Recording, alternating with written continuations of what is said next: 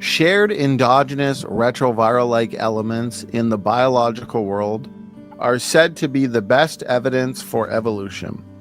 What are endogenous retroviruses or ERVs? According to the evolutionary story, ERVs are pieces of DNA that exist in the genomes of living organisms due to retroviral infections in the ancient past. Retroviruses are a special type of virus that have an RNA genome. They can convert that into DNA and then insert it into the cell's genome.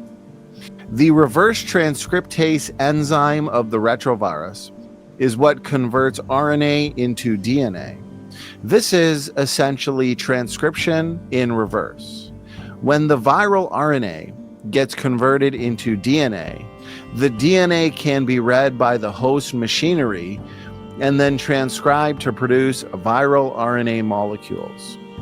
ERVs share sequence similarity to retroviruses.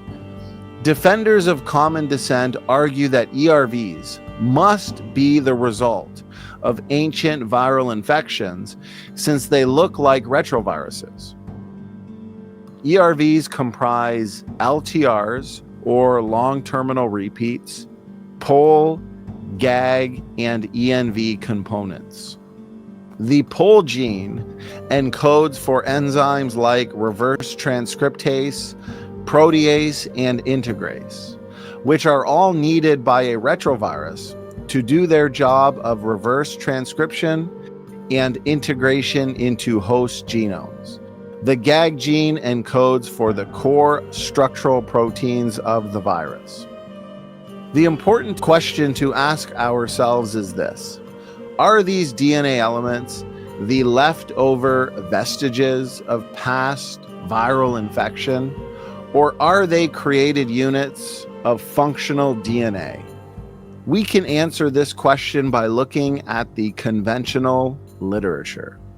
It turns out that ERV and ERV-like elements, such as solo LTRs, which actually represent the vast majority of so-called ERV sequences, are essential for healthy life processes. These functions include determining cell types, acting in gene expression and gene regulation, and operating in cell stress responses. Several papers have made it clear that without ERVs, we wouldn't exist. This is because we require ERVs for embryological development. For example, in the early stages of development, humans develop a placenta. This is a temporary organ that forms during pregnancy. This structure is important for normal and healthy pregnancy. It provides nutrition to the developing baby. It also gets rid of waste. For the placenta to work, it needs to be connected to the baby. An endogenous retrovirus is key to embryological development and placental function. This is an essential function that points to design.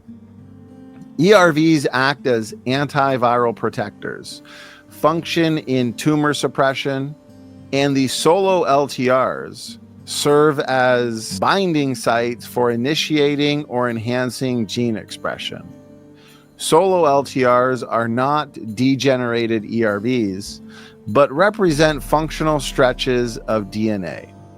Each component of the ERV is necessary for their functional roles. As a matter of fact, several of their incredible operational roles are dependent upon their sequence similarity to retroviruses. Their similarity to retroviruses is how they perform viral mimicry and also fight off viral invaders. In terms of tumor suppression, transcribed ERVs give the cell the appearance of being invaded by a harmful virus. As a result, that cell is targeted with more destruction by the immune system. This mechanism, which is mediated by a superhero of the genome, the p53 protein, is a way for tumor cells to become detectable by the immune system. This clears tumor cells from the body.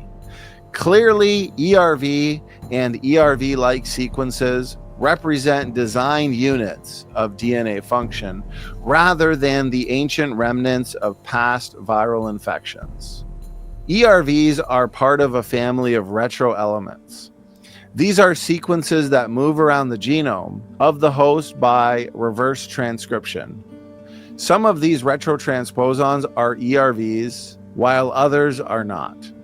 Many in the evolutionary community are now saying that retroviruses originated from retroelements. This essentially means retroelements predated retroviruses. They were in the genome before the origin of retroviruses.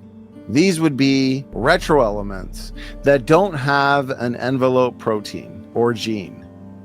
As soon as a retroelement acquired an envelope gene, they became a retrovirus. This means retroviruses originated from cells that had retroelements. If retroviruses came from retrotransposons, this confirms the creation model. Pre-existing designed retrotransposons gave rise to harmful exogenous retroviruses. This is incredible. In other words, functional retrotransposons were created by God in the beginning. And due to mutations, especially after the flood, errors in the copying process and recombination, we get retroviruses. Since the majority of ERVs are also created, the harmful retroviruses we know could have also come from pre-existing designed ERVs. As we can see, the so-called best evidence for evolution has turned out to represent incredible evidence for biblical creation. Since these are best understood as designed units of functional DNA, of course we are going to share them with other creatures in the biological world. This is good design.